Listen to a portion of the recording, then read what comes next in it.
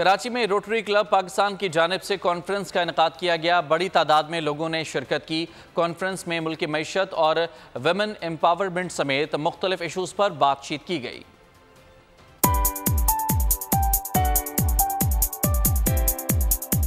نوجوانوں کے لیے روزگار کے نئے مواقع کی تلاش، خواتین کو بااختیار بنانے کے لیے خوشائند اقدام۔ روٹری کلب کی جانب سے کراچی کے مقامی ہوٹل میں کانفرنس کا انعقاد۔ ملک کو درپیش مسائل کے حل کے لیے بھرپور کردار ادا کرنے پر زور دیا گیا۔ جو پرابلمز ہمارے ملک کی ہیں یا جو ہم لوگ روٹری میں فیس کر رہے ہیں وہ بتائی جائیں لوگوں کو۔ ہم جو ضرورت مند لوگ ہیں، چاہے وہ امیر ہیں چاہے وہ غریب ہیں، اور جس قسم کی بھی ان کو سہولت ہم پرووائڈ کر سکیں تو وہ ہم کرتے ہیں۔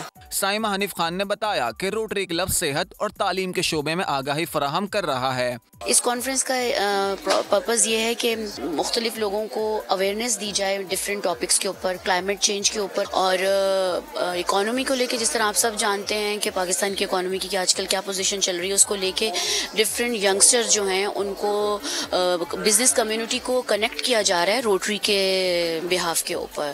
کانفرنس کے اختتام پر روٹری پاکستان اور صحت کہانی کے درمیان ایک MOU پر دستخط کیے گئے، جس کے تحت سندھ کے مختلف اضلاع میں ٹیلی میڈیسن کی سہولت فراہم کی جائے گی۔